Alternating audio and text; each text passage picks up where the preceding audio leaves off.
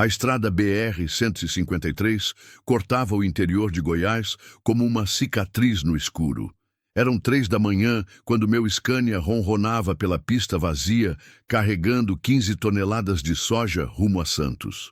O diesel queimava no motor, misturando seu cheiro familiar com a poeira que entrava pelas frestas da cabine. Meu nome é João Carlos, mas na estrada todo mundo me chama de Joca. 42 anos de idade, 25 deles grudados no volante. A solidão virou companhia constante depois que minha mulher partiu, levando nosso filho de 8 anos. Você escolheu a estrada, João. Agora vive com ela. Foram as últimas palavras que ela me disse. E era verdade. Eu escolhi mesmo. O rádio chiava baixinho, transmitindo conversas esparsas, entre outros solitários como eu. O velocímetro marcava 80 por hora. Velocidade segura para quem carrega peso e responsabilidade. Minha mão direita descansava no câmbio, calejada de tanto apertar o volante. Os olhos ardiam do cansaço, mas eu conhecia cada curva daquela estrada. Podia guiar até dormindo. O ar-condicionado tinha pifado em Anápolis e o calor grudava na pele mesmo de madrugada. Abri a janela. O vento quente entrou, trazendo o cheiro seco do cerrado e o barulho das cigarras que não dormiam nunca. Era um som que me acalmava. Pelo menos elas faziam companhia. Acendi um cigarro. O terceiro da noite. Meu médico disse para parar, mas na solidão da cabine, o cigarro vira um amigo silencioso. A fumaça saía pela janela, se misturando com a escuridão lá fora. Pensei no menino. Gabriel teria 12 anos agora. Será que ainda lembrava do pai? Será que ainda perguntava por mim?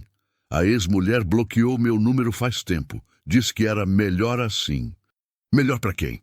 Para ela, que arrumou um homem de escritório, de horário certinho? Ou para o menino, que cresceu achando que o pai simplesmente sumiu? Balancei a cabeça. Não adiantava remoer. A estrada não perdoa quem fica olhando para o passado. Ela cobra atenção total, respeito completo. Um segundo de distração e você vira estatística. Estava passando por Itumbiara quando começou a chuva. Fina no início, depois mais grossa. As gotas tamborilavam no para-brisa, criando um ritmo hipnótico. Liguei o limpador. O movimento mecânico ia e vinha, vai e vem, como os pensamentos na minha cabeça. Foi quando vi algo estranho no retrovisor. Primeiro pensei que fosse cansaço. Uns vultos na escuridão, talvez reflexo das luzes do painel. Mas não. Tinha alguém ali. No vão apertado entre a cabine e a carreta. Um lugar onde ninguém deveria estar jamais. Uma sombra humana agarrada aos ferros, tentando não cair. O coração disparou. Bandido, traficante, ladrão de carga. 25 anos de estrada me ensinaram que tudo é possível nas rodovias brasileiras. Mas tinha algo diferente naquela sombra. Parecia frágil, parecia assustada. Diminuí a velocidade devagar, sem freada brusca. Não queria que a pessoa caísse. Mesmo sendo um possível perigo, eu não ia ter uma morte na consciência. Já carregava peso demais. Encostei no acostamento com cuidado. O motor ficou em ponto morto, ronronando baixinho. A chuva aumentou, transformando o para-brisa numa cortina d'água. Peguei a lanterna no porta-luvas. Minha mão tremia um pouco. Não sei se de medo ou de adrenalina. Desci do caminhão devagar. O barro grudou na bota. A chuva molhou minha camisa em segundos. Caminhei até a lateral da carreta, a lanterna acesa apontando para o vão. E o que vi o fez parar. Era uma mulher, jovem, talvez uns 30 anos. Estava agarrada aos ferros da carreta, como se a vida dependesse disso. E talvez dependesse mesmo. O jaleco branco estava sujo de barro, rasgado em alguns pontos. Um estetoscópio pendurado no pescoço balançava com o vento. O rosto estava encharcado. Não dava para saber se era só chuva ou se tinha lágrimas misturadas. Ela me olhou com os olhos arregalados. Não era olhar de quem ia me atacar. Era olhar de quem tinha visto o inferno e ainda estava tentando sair de lá. Moça, Chamei baixinho, tentando não assustar mais ainda. Que a senhora está fazendo aí? Ela não respondeu. Só me olhava, tremendo. Podia ser frio, podia ser medo, podia ser os dois juntos. Cheguei mais perto, a lanterna iluminando seu rosto. Era bonita, mesmo com a cara de desespero. Tinha olhos grandes, cabelo escuro grudado na testa molhada. Parecia uma daquelas enfermeiras que você vê nos hospitais, eficientes, cuidadosas, acostumadas a salvar vidas. Mas por que uma enfermeira estaria se escondendo na minha carreta? Para onde vai? Perguntei, tentando manter a voz calma. Ela engoliu seco. Quando falou, a voz saiu rouca, como se tivesse gritado muito. Para longe, onde o dinheiro dela não me encontre. A frase me arrepiou. Não era resposta de bandido ou traficante. Era resposta de quem estava fugindo de algo maior que ela. Algo que envolvia dinheiro, poder, ameaça. Coisas que um caminhoneiro como eu preferia não se meter. Mas ela estava ali, tremendo de frio e de medo, agarrada no meu caminhão como se fosse a última esperança do mundo. E eu? Eu podia simplesmente seguir viagem, fingir que não vi nada, tocar minha vida sem complicação. Era o que qualquer pessoa sensata faria. Mas quando você passa 25 anos na estrada, carregando só solidão e arrependimento, qualquer chance de fazer algo que preste vira uma luz no fim do túnel. Estendi a mão para ela. Desce daí. Vai pegar uma pneumonia. Ela olhou para minha mão como se fosse uma armadilha. Os dedos dela estavam brancos de tanto apertar o ferro. Os nós dos dedos pareciam vai quebrar de tanta força. A chuva continuava caindo, mais forte agora, transformando o chão em lama e nossa conversa num sussurro molhado. Você não entende, ela falou, a voz quase sumindo no barulho da chuva. Eles vão me encontrar. Vão me encontrar e... Não terminou a frase. Mas o medo nos olhos dela dizia tudo. Não era medo de polícia, de prisão, de multa, era medo de morrer. Moça, escuta aqui. Falei, tentando soar firme, mas sem pressionar.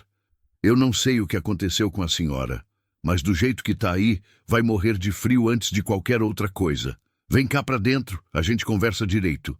Ela me estudou por uns segundos longos. Estava calculando se eu era seguro ou mais um perigo. 25 anos de estrada me ensinaram a ler pessoas, e o que eu vi ali não era maldade. Era desespero puro. Finalmente ela soltou uma das mãos e segurou a minha. A pele estava gelada, tremendo. Ajudei ela a descer do vão. Quando os pés tocaram o chão, as pernas quase falharam. Segurei ela pelo braço. Calma, calma, murmurei. Tá tudo bem agora.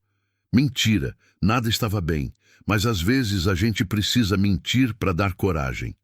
Levei ela até a cabine, abri a porta do passageiro e ajudei a subir. Dentro, o calor do motor aquecia o ambiente. Ela se encolheu no banco, abraçando os joelhos, tentando parar de tremer. Subi do meu lado, fechei a porta.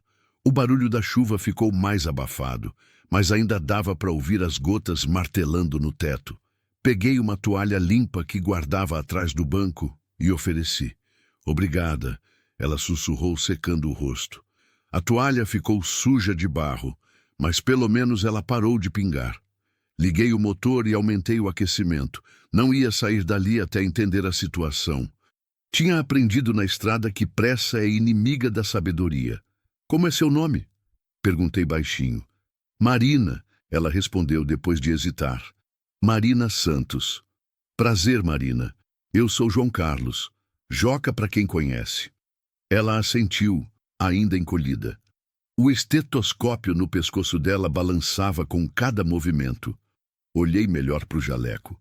Tinha o nome do hospital bordado. Hospital São Vicente, Anápolis. Conhecia o lugar. Já tinha passado por lá algumas vezes carregando material médico. Você é enfermeira no São Vicente? Perguntei. Marina assentiu de novo. Depois respirou fundo, como se estivesse juntando coragem. Era, ela corrigiu. Era enfermeira. Agora, não sei mais o que sou. O silêncio pesou entre nós. Só o barulho da chuva e o ronco baixo do motor. Eu sabia que pressionar não ia adiantar. Pessoas assustadas falam quando se sentem seguras, não quando são forçadas. Peguei uma garrafa d'água que estava no porta-luvas e ofereci. Bebe um pouco, vai fazer bem. Ela bebeu devagar, como se cada gole fosse um esforço. Depois me devolveu a garrafa e olhou pela janela. A chuva estava criando uma cortina d'água ao nosso redor, isolando a cabine do mundo. Eu matei uma menina, ela falou de repente. As palavras me acertaram como um soco. Recostei no banco tentando processar. Como assim? Não assim. Ela se apressou em explicar, percebendo minha reação. Eu não matei de propósito. Eu sou enfermeira. Eu salvo vidas. Mas a voz dela quebrou. Levou as mãos ao rosto e começou a chorar. Não era choro de crocodilo. Era o choro de quem carrega uma culpa que não consegue suportar. Fiquei sem saber o que fazer. Minha ex-mulher sempre dizia que eu era ruim para consolar, que eu não sabia falar as palavras certas. Mas ali, naquele momento, palavras não importavam. Estendi a mão e toquei o ombro dela levemente. Conta direito, falei. Do começo. Marina respirou fundo algumas vezes antes de conseguir falar. Ontem à noite, por volta das 2 da manhã, chegou uma menina no hospital. Acidente de carro. Ela estava consciente, mas com fraturas graves na bacia e nas pernas.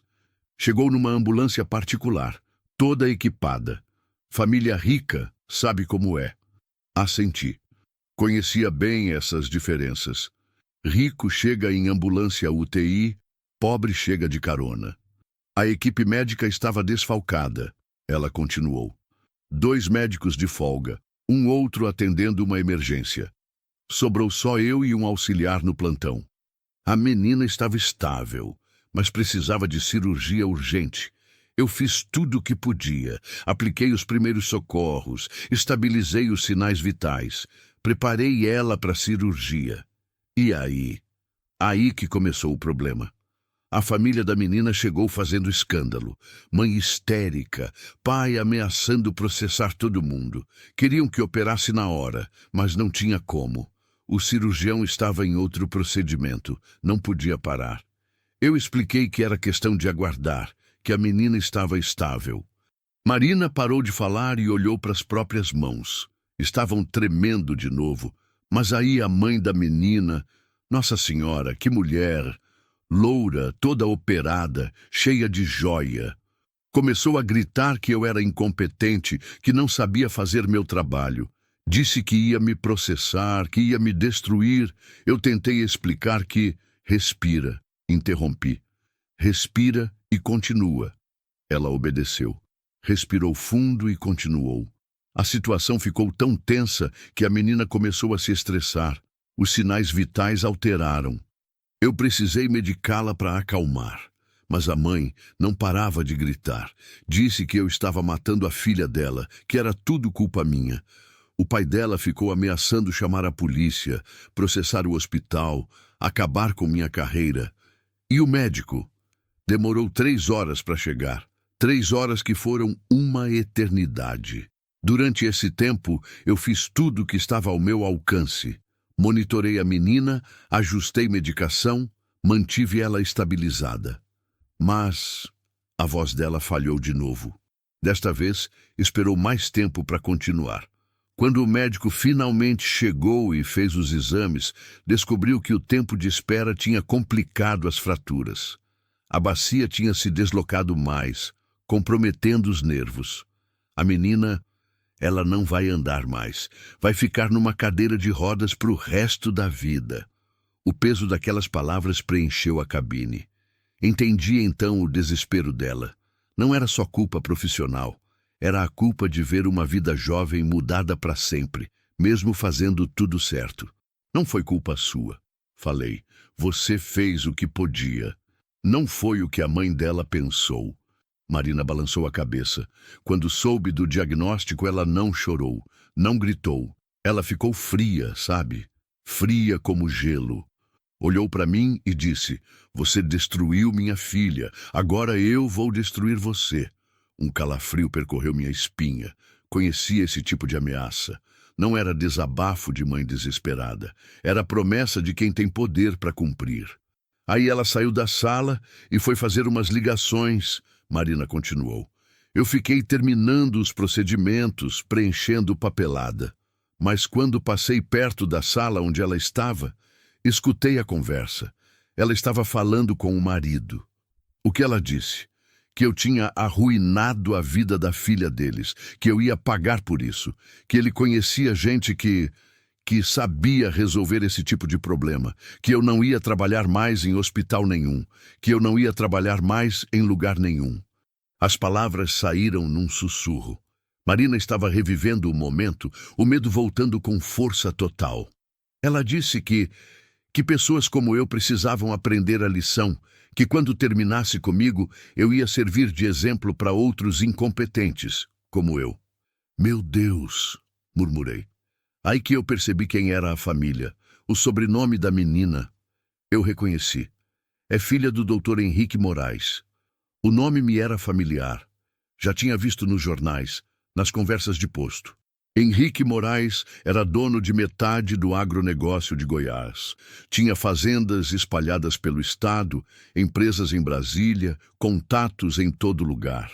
O tipo de homem que consegue resolver qualquer problema com uma ligação. Ele tem influência para acabar com sua carreira? Perguntei, embora já soubesse a resposta. Ele tem influência para acabar com mais que isso, Marina respondeu. Conhece juiz, promotor, delegado. Tem gente na Secretaria de Saúde, no Conselho de Medicina. Se ele quiser, nunca mais vou trabalhar na área da saúde, em lugar nenhum. Mas você não fez nada errado. Não importa, ela me interrompeu. Importa que a filha dele ficou paraplégica e alguém tem que pagar. Eu sou a mais fácil de culpar. Fiquei em silêncio, processando tudo. A chuva continuava forte, isolando nossa conversa do mundo. Lá fora, a estrada estava vazia. Dentro da cabine, carregávamos o peso de uma injustiça que não sabíamos como resolver. "Do como você acabou no meu caminhão?" perguntei finalmente. Depois que escutei a conversa dela, entrei em pânico. Não conseguia pensar direito. Só sabia que precisava sair dali antes que eles fizessem alguma coisa. Saí pelos fundos do hospital, sem trocar de roupa, sem pegar nada, só corri. E aí? Aí que vi seu caminhão no pátio de carga. Estava parado, você não estava por perto. Pensei que fosse uma entrega, que ia demorar. Me escondi no vão, pensando que quando vocês fossem embora, eu desceria em algum lugar seguro. Mas eu saí antes do que você esperava. E quando percebi que estávamos na estrada, já era tarde. Tinha medo de aparecer, medo de que você me entregasse. Fiquei ali, tentando pensar numa solução. Quanto tempo você ficou agarrada nos ferros? Não sei. Umas 2 horas, talvez. Estava cansada, com frio, desesperada. Quando você parou e desceu, pensei que tinha me descoberto. Achei que ia me entregar para a polícia. Ia para onde? Perguntei. Tem família em algum lugar? Marina balançou a cabeça. Sou de Brasília, mas não tenho mais ninguém lá. Meus pais morreram num acidente quando eu era nova. Fui criada pela minha tia, mas ela morreu ano passado. Vim para Anápolis porque consegui o emprego no hospital. Não tenho mais ninguém. A solidão na voz dela ecoou na minha. Reconheci ali o mesmo vazio que eu carregava. 2 pessoas perdidas, se encontrando numa estrada molhada, no meio da madrugada. E agora? Perguntei. Qual é o plano? Não sei, ela admitiu. Não tenho plano. Só quero ficar longe até não sei quando. Talvez eles desistam. Talvez esqueçam. Ou talvez... Não terminou a frase. Talvez ela soubesse que gente como Henrique Moraes não esquece nem desiste. Esse tipo de pessoa tem memória longa e braço comprido. Fiquei olhando para ela, pequenininha ali no banco, encolhida, tremendo. O jaleco branco sujo de barro, o estetoscópio que representava anos de estudo e dedicação, Uma profissional que salvava vidas, sendo perseguida por ter tentado salvar uma. Podia deixar ela numa rodoviária, dar uns trocados para passagem, desejar boa sorte e tocar minha vida. Era o sensato a fazer. Eu tinha minha carga para entregar, meus prazos para cumprir, minha vida simples para viver. Mas quando você carrega 25 anos de solidão, quando você perdeu a chance de ser o herói da própria família, às vezes aparece uma oportunidade de ser herói na vida de alguém. Tá bom, falei. Você vai comigo. Ela me olhou como se não tivesse entendido. Como? Você vai comigo, pelo menos até a gente descobrir um lugar seguro para você ficar. Não vou te deixar jogada na estrada para eles te encontrarem. Mas você não me conhece. Não sabe se estou falando a verdade. Posso ser perigosa, posso... Pode, concordei. Mas meu instinto diz que não é. E há muito tempo que eu não faço nada que valha a pena. Talvez seja a hora de mudar isso. O alívio no rosto dela foi instantâneo, como se um peso gigante tivesse saído dos ombros. Obrigada, ela sussurrou. Obrigada mesmo. Não me agradeça ainda, avisei. Estrada é lugar perigoso. E pelo que você contou, a gente vai ter que ser esperto para não ser encontrado. Eu sei, mas obrigada mesmo assim. Liguei o limpador de para-brisa e engrenei a primeira marcha. A chuva continuava forte, mas precisávamos sair dali. Ficar parado muito tempo num lugar era perigoso quando você está fugindo. Para onde vamos? Marina perguntou. Por enquanto, para longe de Anápolis, respondi. Depois a gente vê. Voltei para a pista devagar. As rodas traseiras patinaram um pouco na lama, mas logo pegaram aderência. O caminhão voltou a roncar na estrada, agora carregando mais que soja. Carregava 2 vidas em fuga, 2 almas perdidas tentando encontrar um caminho. Pelo retrovisor, vi as luzes de Anápolis se afastando. Junto com elas, se afastava a vida normal que conhecíamos. Dali para frente, seria só a estrada, a chuva e a esperança de que o amanhecer trouxesse alguma resposta. Marina encostou a cabeça no vidro e fechou os olhos. Mesmo dormindo, ela tremia. Peguei uma jaqueta que estava no banco de trás e coloquei sobre ela. Descansa, sussurrei. Amanhã a gente vê o que fazer, mas eu sabia que não ia ser fácil. Henrique Moraes tinha olhos e ouvidos espalhados por todo o estado, e nós só tínhamos um caminhão velho e a esperança de que a estrada fosse nossa aliada. A chuva continuava caindo, e nós continuávamos fugindo. Quando o sol nasceu, eu estava dirigindo às 6 horas sem parar. Meus olhos ardiam, mas o medo de parar era maior que o cansaço. A cada posto que passávamos, a cada lombada eletrônica, meu coração acelerava. Será que já tinham descoberto o sumiço da Marina? Será que já havia uma busca em andamento? Marina dormia encostada na janela, coberta pela minha jaqueta. O rosto dela estava mais calmo no sono. Mas mesmo assim, dava para ver as marcas da tensão. Pequenas rugas ao redor dos olhos, a testa franzida, como se até dormindo ela não conseguisse fugir completamente do pesadelo. Estávamos na altura de Jataí quando ela acordou. O movimento dos olhos foi lento, confuso. Por uns segundos, ela não lembrava onde estava. Quando a realidade voltou, o pânico tomou conta do rosto dela. Calma, falei baixinho. Você está segura. Estamos longe de Anápolis. Ela se endireitou no banco, passando as mãos pelo cabelo desarrumado. A chuva tinha parado durante a madrugada, mas o céu ainda estava carregado de nuvens pesadas. Que horas são? Perguntou com a voz rouca. Quase 7 da manhã. Você dormiu umas 4 horas. E você? Não dormiu nada? Não posso dormir dirigindo. Tentei fazer uma piada, mas ela não sorriu. Não se preocupa, já passei noites piores.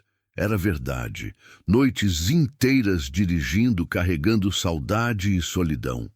Pelo menos desta vez tinha companhia, mesmo que fosse uma companhia fugitiva. Preciso ir ao banheiro, ela disse constrangida. Tem um posto daqui a uns 15 quilômetros. Vamos parar lá.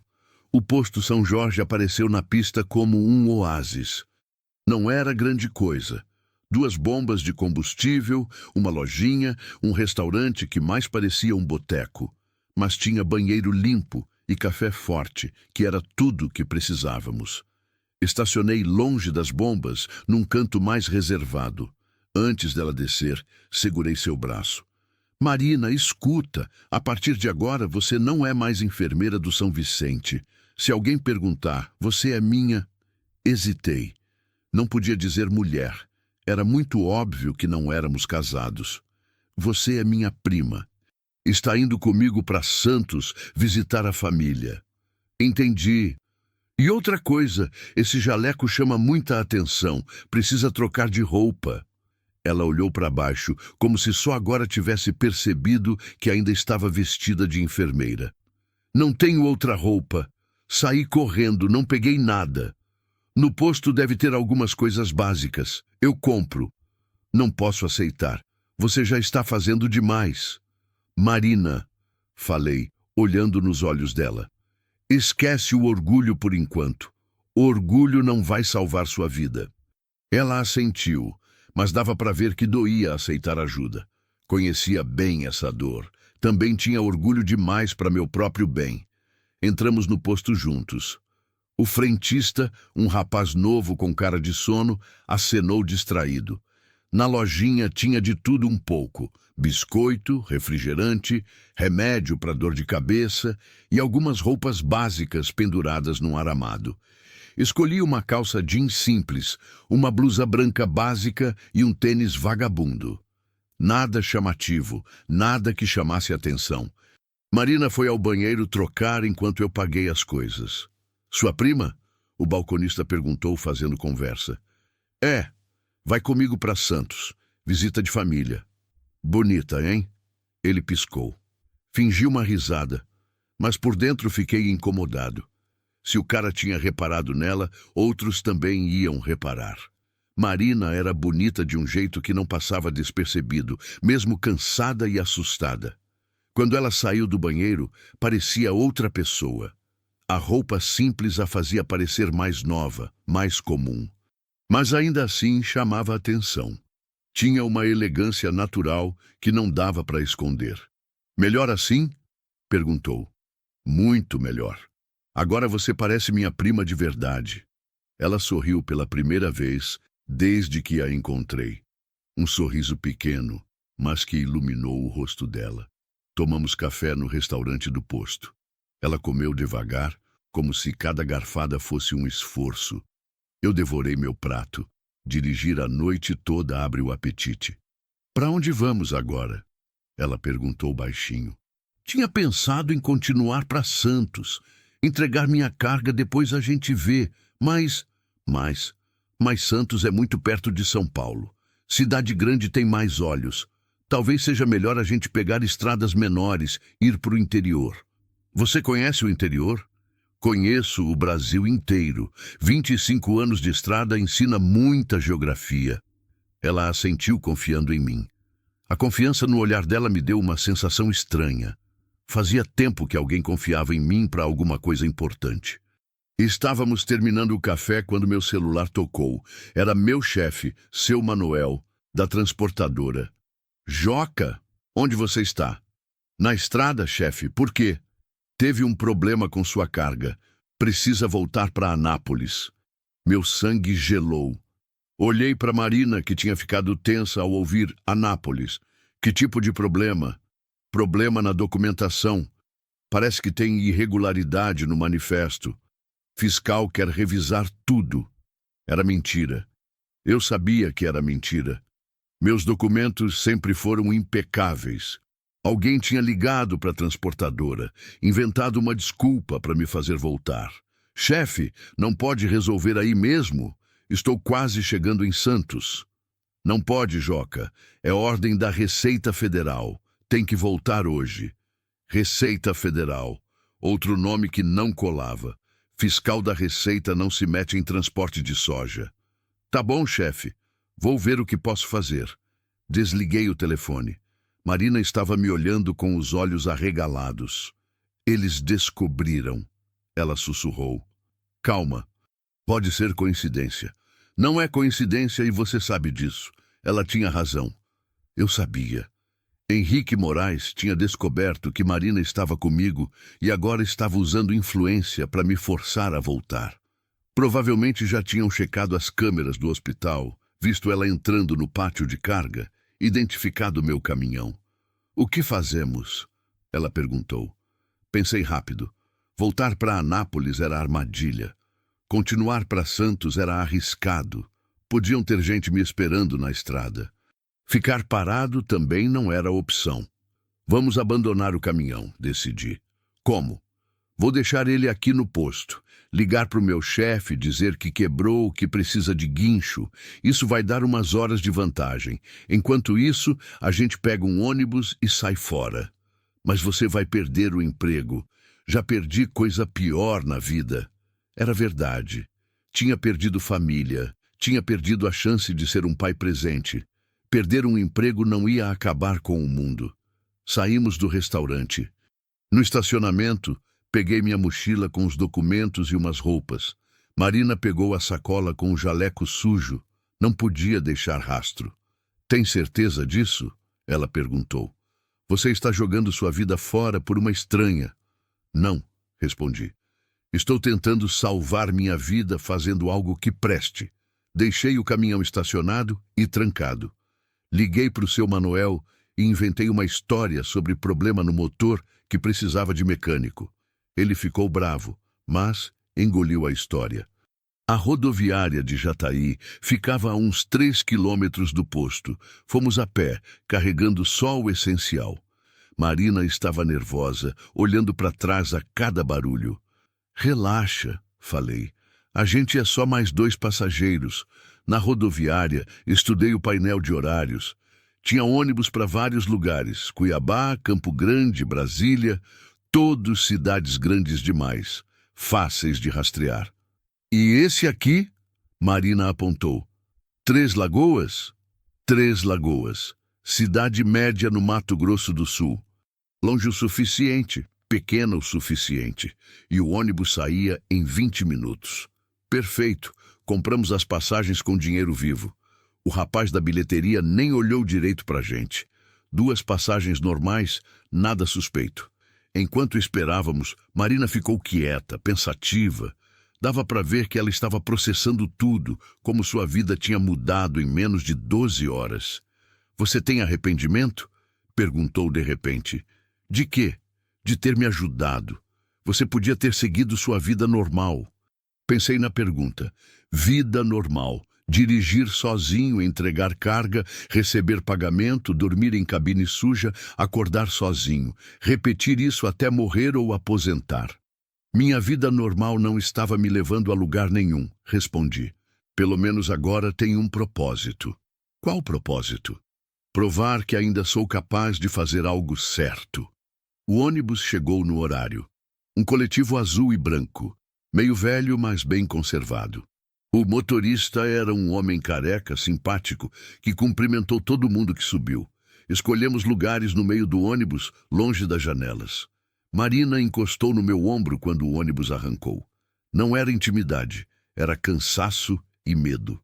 Quanto tempo até 3 Lagoas? Ela perguntou. Umas 5 horas. E depois?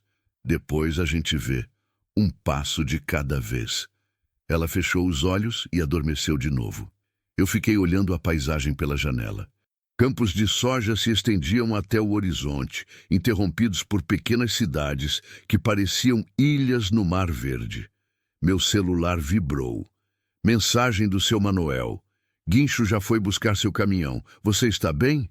Respondi que estava, que ia resolver os documentos e voltava logo. Mais uma mentira numa pilha de mentiras que estava crescendo. Mas às vezes, a mentira é a única forma de proteger a verdade. 2 horas depois, paramos num posto para abastecer. Aproveitei para ir ao banheiro. Quando voltei, Marina estava acordada, olhando pela janela com expressão preocupada. Que foi? Aquele carro ali? Ela apontou discretamente. Está nos seguindo desde que saímos de Jataí. Olhei para o estacionamento. Era um Corolla preto, vidros escuros, placa de Goiás.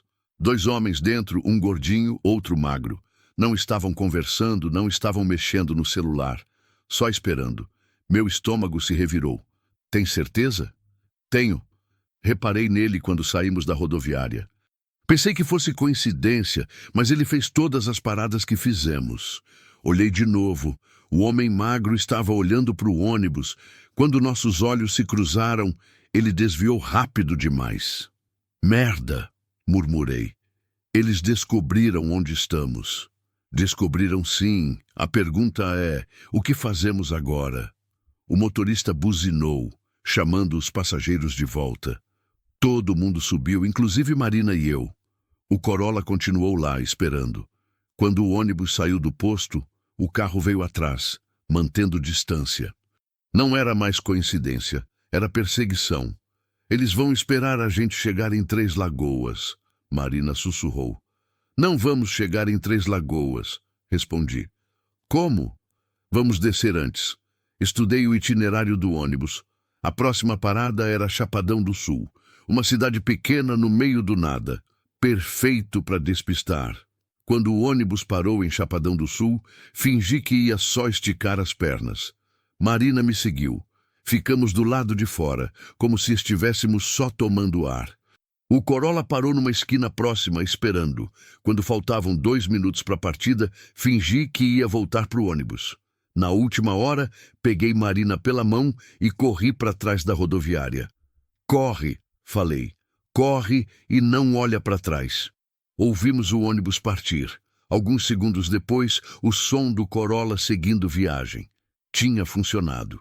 Ficamos escondidos atrás de um container por uns 10 minutos, só ouvindo nossos corações batendo acelerado.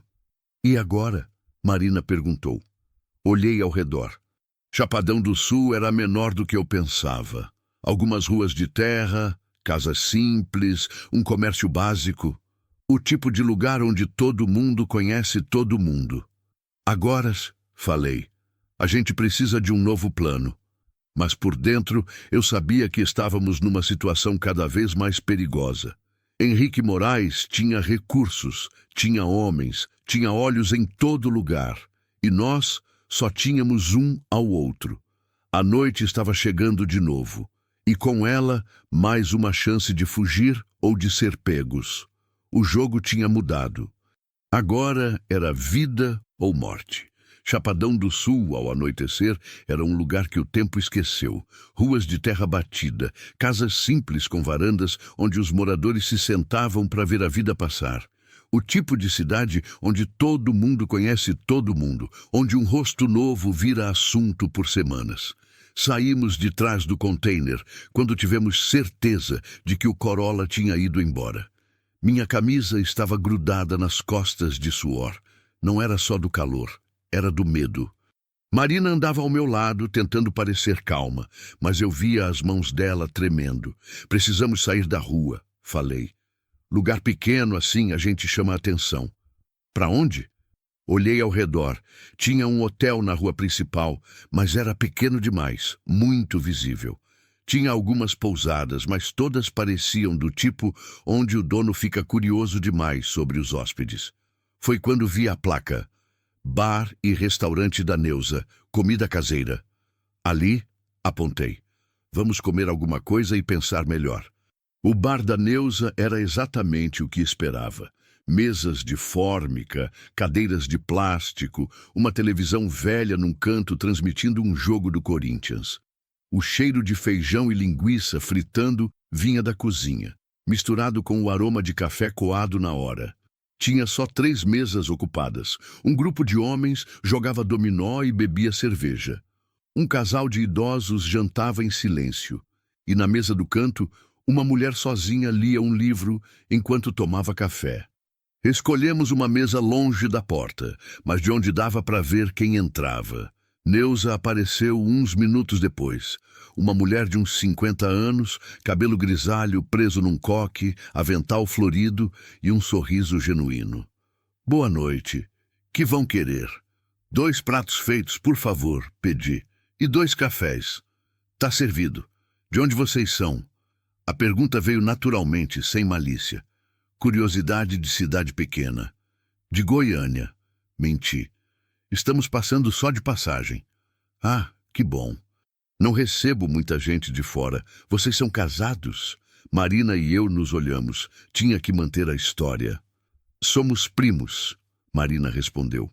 Estou indo visitar a família dele em Campo Grande.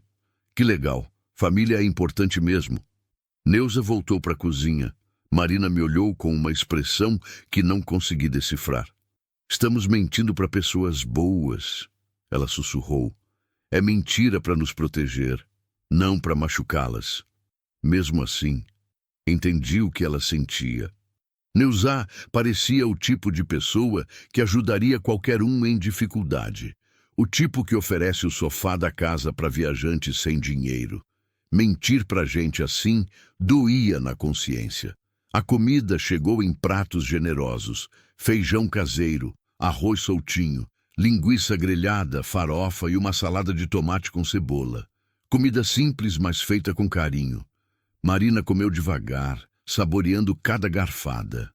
Quando foi a última vez que você comeu uma refeição de verdade? Perguntei. Ela pensou. Anteontem. No hospital, durante o plantão. Um sanduíche requentado na micro-ondas. E antes disso? Não lembro.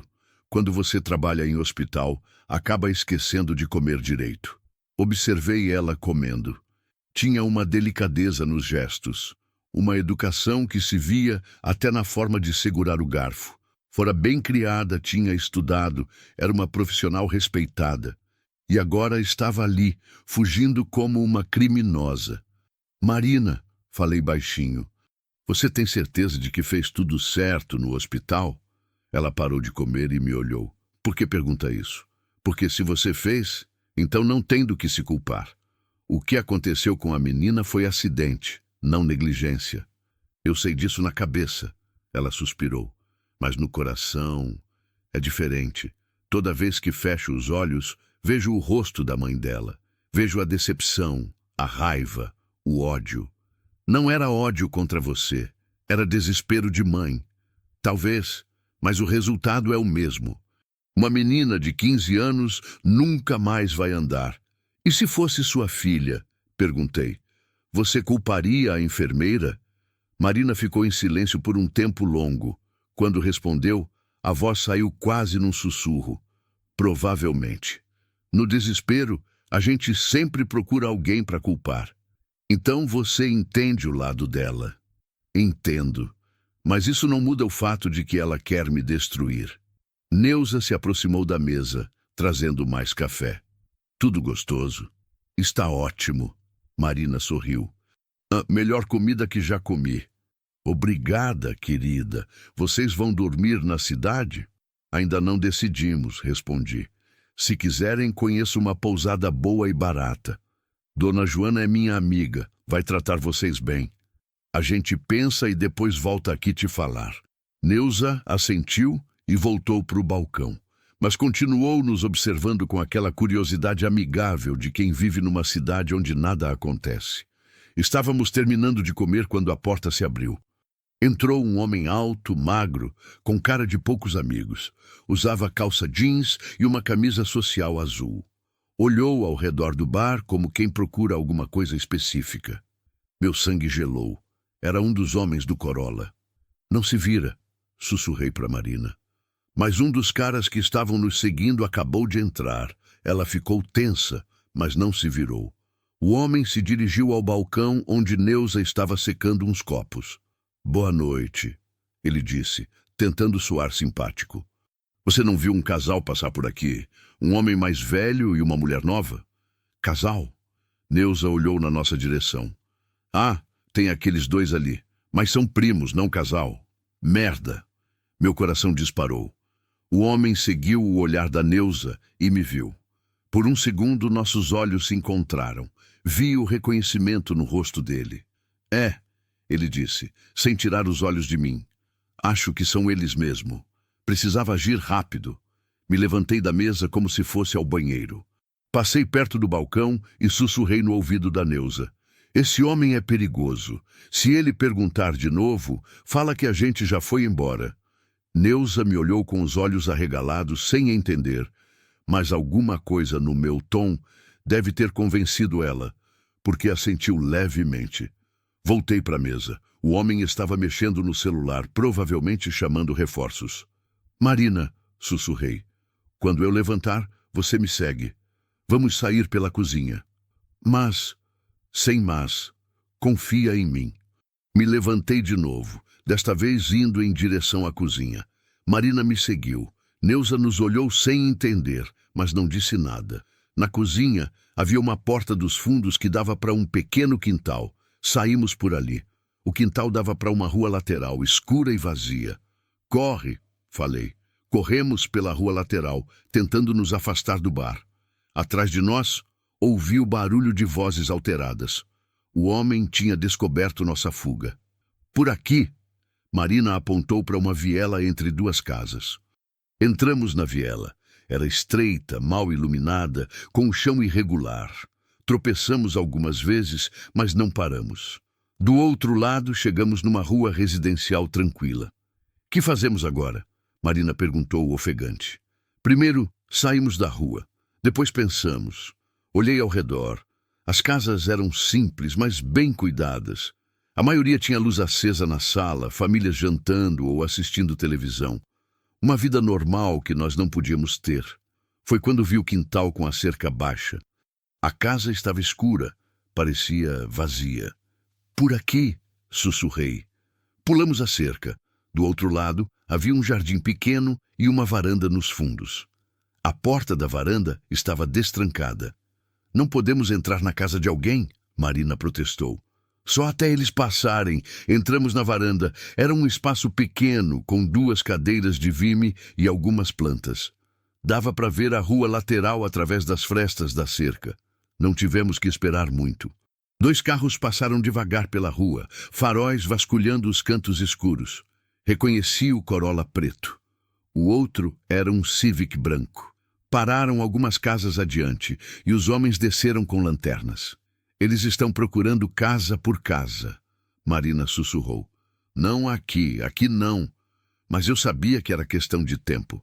Cidade pequena, poucas opções de esconderijo. Mais cedo ou mais tarde, eles iam bater na nossa porta. Foi quando ouvi passos na casa. Alguém estava acordando. Mas tem gente aqui, Marina sussurrou em pânico. A luz da cozinha se acendeu. Pela janela, vi uma mulher de camisola, cabelo grisalho, uns 60 anos.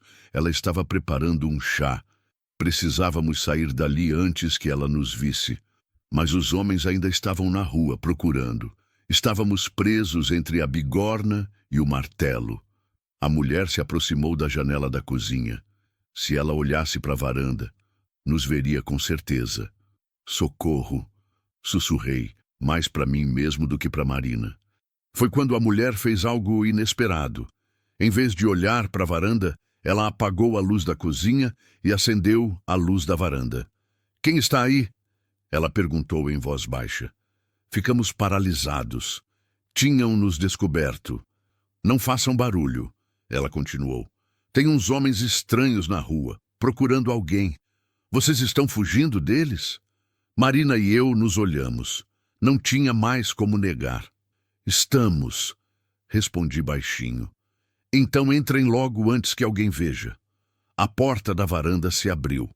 A mulher estava ali, de camisola e chinelos, nos oferecendo abrigo. Dona, comecei, Leontina, mas pode me chamar de Léo. Entrem logo. Entramos na casa. Léo fechou a porta e apagou a luz da varanda. Sentem ali na mesa da cozinha. Vou fazer chá para vocês. A cozinha era pequena, mas aconchegante. Mesa de madeira, fogão antigo, geladeira amarelada. O tipo de cozinha onde gerações de família se reuniam para conversar. Como a senhora sabia? Marina perguntou. Sabia o quê? Que estávamos fugindo. Léo sorriu enquanto colocava água para ferver. Querida, eu tenho 62 anos. Já vi muita coisa na vida. Quando alguém se esconde no quintal da casa dos outros, não é porque está passeando. Não queremos causar problemas para a senhora. Que problemas? Léo pôs 3 xícaras na mesa. Aqueles homens que estão na rua, gente assim só traz problema mesmo. Vocês são que nem meus netos perdidos no mundo. Não consegui conter a emoção na voz dela. Havia uma bondade genuína, sem interesse, sem julgamento.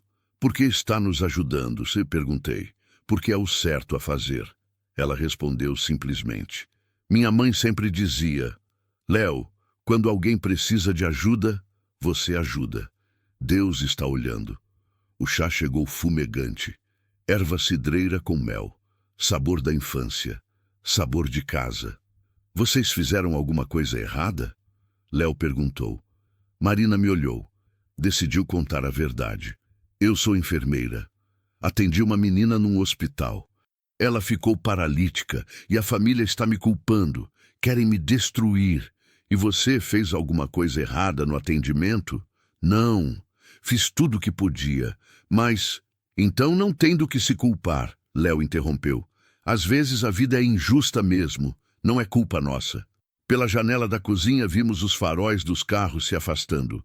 Os homens estavam indo embora, pelo menos por enquanto. Eles vão voltar, falei. Não esta noite, Léo disse com certeza. Conheço esse tipo de gente. Acham que cidade pequena é fácil de controlar, mas não conhecem a cidade como a gente conhece. O que a senhora quer dizer? Quero dizer que vocês não são os primeiros que eu ajudo a assumir. E não vão ser os últimos. Léo se levantou e foi até um armário. Voltou com um mapa rodoviário todo rabiscado. Vocês querem ir para onde? Para longe, respondi.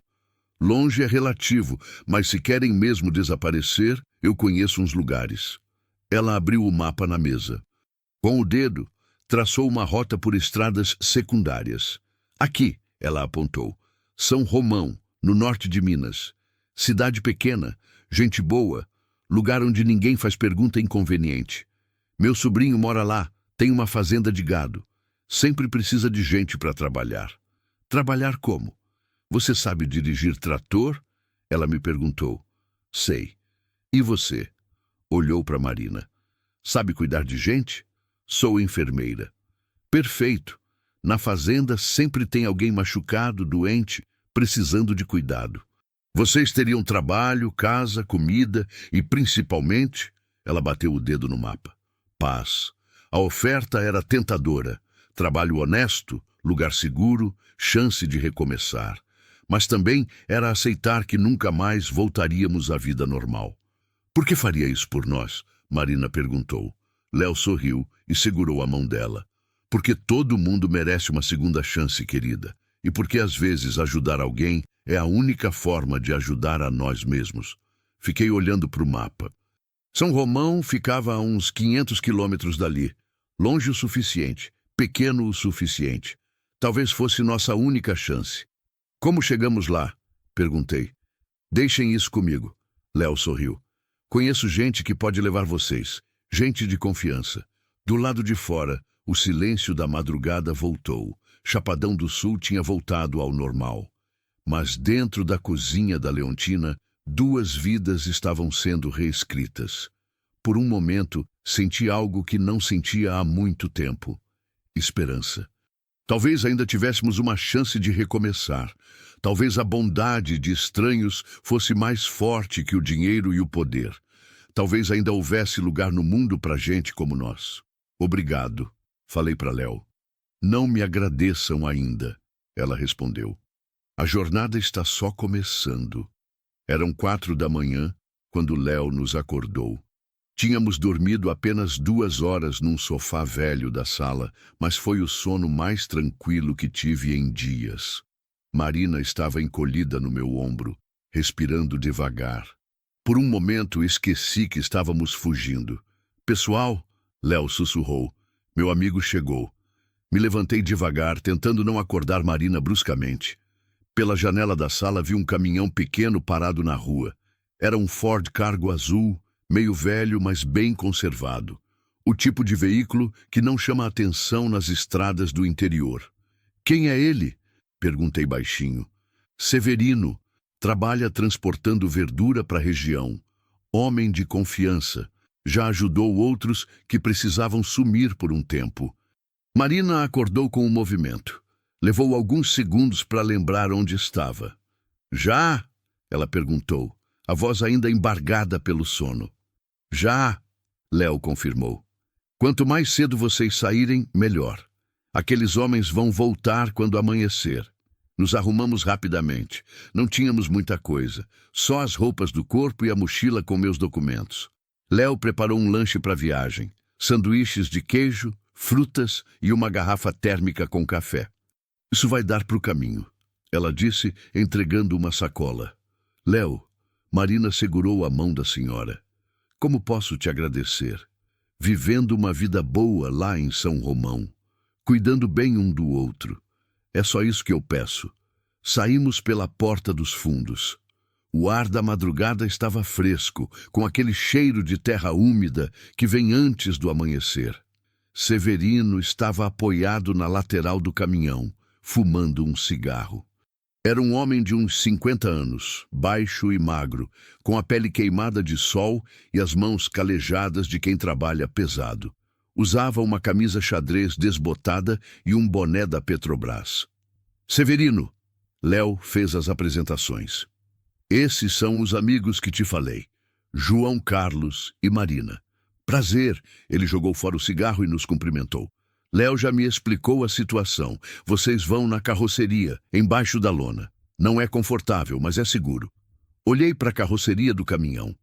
Estava carregada com caixas de verdura, tomate, cebola, batata. Uma lona azul cobria tudo.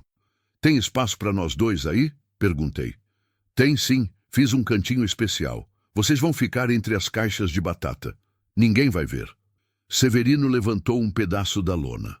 Havia um espaço pequeno entre as caixas, forrado com cobertores. Apertado, mas dava para 2 pessoas deitarem. São 8 horas de viagem, ele explicou. Vamos parar 2 vezes para abastecer, mas vocês ficam quietos. Tem fiscal na estrada, posto de blitz, melhor não arriscar. Marina olhou para o esconderijo com cara de quem não estava muito animada, mas não tinha escolha. Vamos, falei. Já dormi em lugares piores. Subimos na carroceria. Severino ajudou a gente a se acomodar entre as caixas. Era apertado mesmo, mas os cobertores eram limpos e o cheiro de batata não era ruim. Qualquer coisa, batem na carroceria, Severino disse. Mas só em emergência. Outras pessoas não podem saber que vocês estão aí. Ele baixou a lona. Ficamos no escuro, ouvindo o barulho dele subindo na cabine. O motor pegou com um ronco familiar. Conhecia bem esse som. Motores diesel trabalhando, carregando vida e esperança pelas estradas. O caminhão começou a andar devagar pelas ruas de Chapadão do Sul. Marina estava deitada ao meu lado, tão perto que dava para sentir o calor do corpo dela. No escuro, qualquer movimento parecia amplificado. Você está bem? Sussurrei. Estou. Só claustrofóbica. Respira devagar. Pensa em outras coisas. Que tipo de coisas? Sei lá, lugares bonitos que você já viu, momentos felizes. Ela ficou quieta por um tempo. O caminhão tinha pegado a estrada principal. Dava para sentir pela mudança no asfalto. Quando eu era criança, ela começou a falar baixinho. Minha tia me levava para pescar num açude perto de Brasília. Era um lugar lindo, com árvores ao redor, passarinhos cantando. A gente levava sanduíche e refrigerante. Ficava o dia inteiro sentada na beira da água. Ela pescava mesmo? Não. Marina riu baixinho. A gente nunca pegou peixe nenhum. Mas não importava. Era nossa desculpa para ficar juntas, conversando, sem pressa de nada. Saudade dela? Muita. Ela morreu de câncer. Rápido demais. Quando descobrimos, já era tarde. Por isso você virou enfermeira? Em parte. Queria entender por que perdemos as pessoas que amamos. Queria ajudar outras famílias a não passarem pelo que passei. A voz dela estava carregada de emoção. Entendi que Marina não era só uma profissional competente. Era alguém que escolheu cuidar dos outros por causa da própria dor. E você? Ela perguntou. Por que virou caminhoneiro? Era uma pergunta que ninguém nunca tinha feito. Todo mundo assumia que eu escolhi a profissão por acaso, por necessidade. Ninguém imaginava que havia uma história por trás. Meu pai era caminhoneiro, contei. Morreu quando eu tinha 16 anos, batida numa estrada em Minas. Eu odiava a profissão, odiava os caminhões, odiava tudo que me lembrava dele. E aí? Aí que percebi que odiava porque sentia falta. Quando peguei no volante do primeiro caminhão, foi como se ele estivesse ali comigo, como se a estrada fosse nossa forma de conversar. Ele aprovaria suas escolhas? A pergunta me pegou desprevenido. Será que meu pai aprovaria? Será que entenderia por que larguei tudo para ajudar uma estranha? Acho que sim, respondi depois de pensar. Ele sempre dizia que a estrada ensina a gente a ser solidário, que caminhoneiro que não ajuda outro caminhoneiro não vale nada. Mesmo que eu não seja caminhoneira, você é gente em apuros, é a mesma coisa. O caminhão fez uma curva mais fechada. As caixas de batata se moveram um pouco, mas não caíram. Severino dirigia com cuidado, sem pressa, sem chamar atenção. Joca, Marina sussurrou. Que foi? Você tem medo? De quê? De tudo isso. De estar fugindo, de jogar sua vida fora, de estar aqui com você? Pensei na pergunta. Medo eu tinha, claro. Medo de ser pego, medo de dar errado, medo de não conseguir proteger ela. Mas havia algo mais forte que o medo. Sabe qual é minha maior medo? Falei. É voltar para a vida de antes. Dirigir sozinho, carregar só solidão, morrer sem ter feito diferença na vida de ninguém. Você já fez diferença na minha vida. Como? Me mostrou que ainda existe gente boa no mundo. Gente que ajuda sem esperar nada em troca. Ficamos um tempo em silêncio, ouvindo o ronco do motor e o barulho dos pneus no asfalto. O calor estava aumentando. Devia ser umas 9 da manhã. Dentro da carroceria coberta, o ar estava ficando abafado. Primeira parada! Severino gritou da cabine. O caminhão diminuiu a velocidade e parou. Ouvimos passos ao redor, vozes, barulho de combustível sendo colocado no tanque. Ficamos imóveis, respirando devagar, tentando não fazer barulho. Bom dia, Severino, uma voz disse. Tudo certo? Tudo, Zé. Só batata para São Romão hoje. Estrada tá tranquila? Tranquila. Só cuidado com a blitz em Paracatu. Tão pegando pesado nos documentos. Meu coração acelerou. Blitz significava fiscal, policiais, documentos. Se parássemos numa blitz, era o fim da linha. Valeu o toque, Severino disse. Vou passar por fora. Boa viagem. O caminhão voltou a andar. Marina tinha segurado minha mão durante a parada. Ainda não tinha soltado. Paracatu, ela sussurrou. Não é longe de onde saímos? Mas Severino conhece estradas alternativas. Vai dar certo. Esperava que fosse verdade. Na estrada, experiência vale mais que velocidade, e Severino parecia o tipo de motorista que conhecia cada curva, cada atalho, cada jeito de evitar problemas. 2 horas depois, o caminhão saiu do asfalto. Senti a mudança no barulho dos pneus. Agora era terra batida. Estrada secundária, pouco movimento. O ideal para quem quer passar despercebido. Deve estar contornando a blitz, falei para Marina. Como você sabe tanto de estradas? 25 anos rodando. A gente acaba conhecendo o Brasil inteiro. Cada cidade, cada posto, cada desvio. Já passou por São Romão? Uma vez, faz uns 10 anos. Cidade pequenininha, gente simples, lugar tranquilo. Perfeito para quem quer recomeçar. E se não der certo? E se eles nos encontrarem mesmo lá? Não vai acontecer. Falei com uma confiança que não sentia totalmente. Henrique Moraes tem poder em Goiás. São Romão fica em Minas. É outro estado, outras conexões. Você tem certeza? Tenho certeza de que vamos tentar.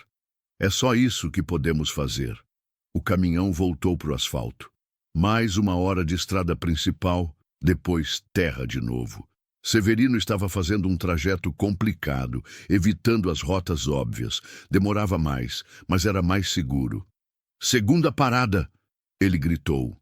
Dessa vez foi mais rápida. Só abastecer e seguir viagem. Ninguém fez perguntas, ninguém foi curioso demais. O calor estava insuportável. Marina estava suando, a respiração mais ofegante. O espaço pequeno, o ar abafado, a tensão, tudo junto estava cobrando o preço. Aguenta mais um pouco, sussurrei. Deve estar chegando. Estou bem, ela mentiu. Só quero sair daqui. Eu sei, eu também. Mais uma hora de estrada. O caminhão diminuiu a velocidade, fez algumas curvas lentas. Pelos sons, parecia que estávamos entrando numa cidade pequena. E São Romão, Severino gritou. Chegamos! O alívio foi instantâneo. 8 horas de viagem, escondidos como contrabando, mas tínhamos chegado. Vivos, livres, longe de quem nos perseguia. O caminhão parou num lugar que parecia tranquilo. Severino desceu e levantou a lona. Saiam devagar, ele disse. Deixem a circulação voltar. Saímos da carroceria como 2 velhos artríticos. As pernas bambas, as costas doendo, mas o coração cheio de gratidão.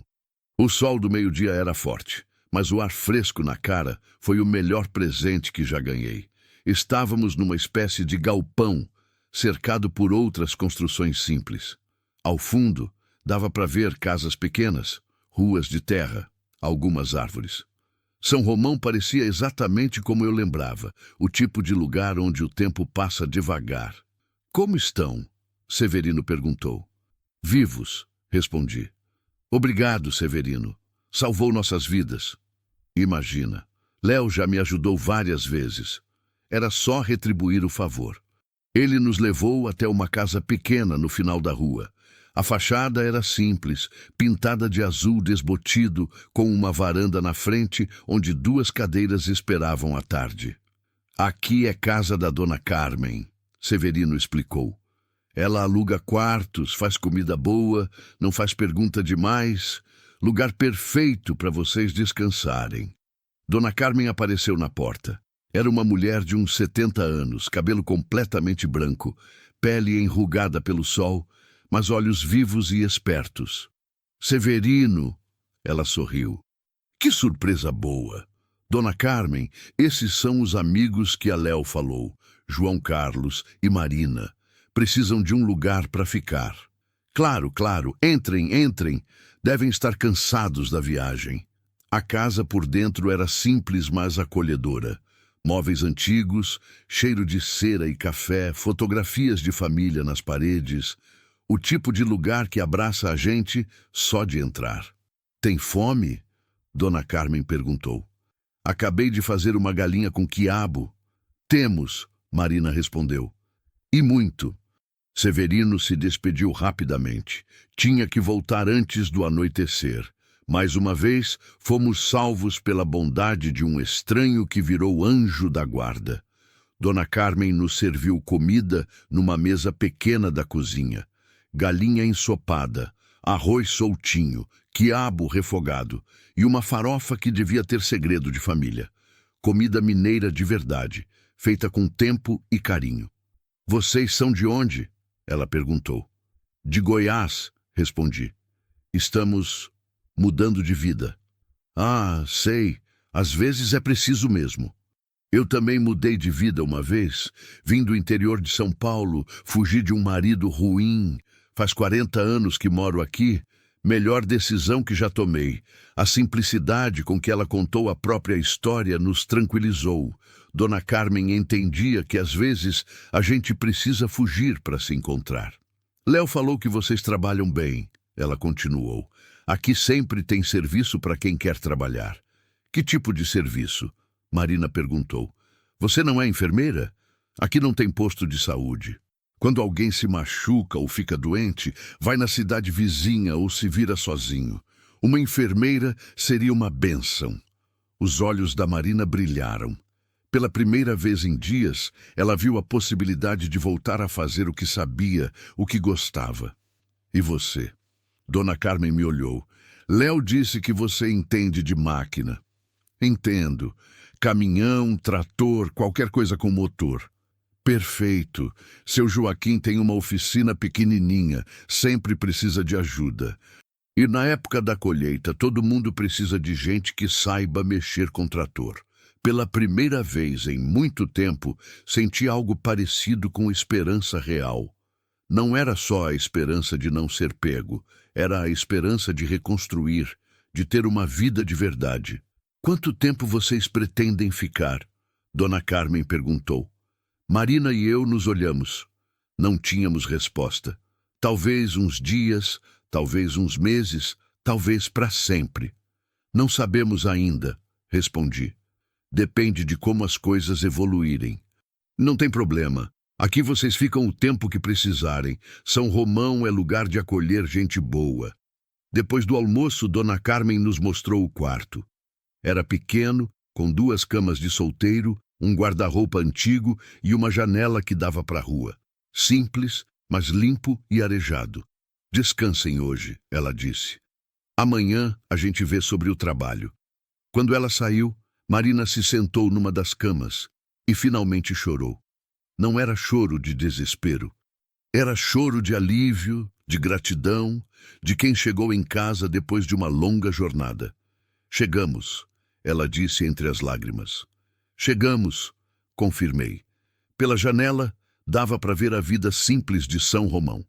Crianças brincando na rua, mulheres conversando na porta de casa, homens voltando do trabalho na roça. Uma vida normal, que nós talvez pudéssemos ter. Por enquanto, estávamos seguros. Por enquanto, tínhamos uma chance. E às vezes, por enquanto, é tudo que a gente precisa para recomeçar.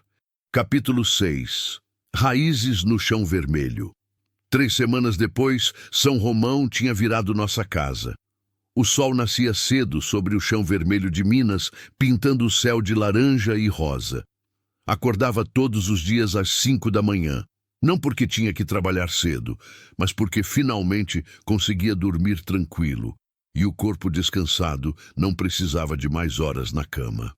Marina dormia na cama ao lado, respirando devagar. Nas primeiras noites, ela acordava assustada, suando frio, olhando para o teto como se não soubesse onde estava. Agora dormia pesado, como quem finalmente se sentia protegida. Me levantei devagar, tentando não fazer barulho.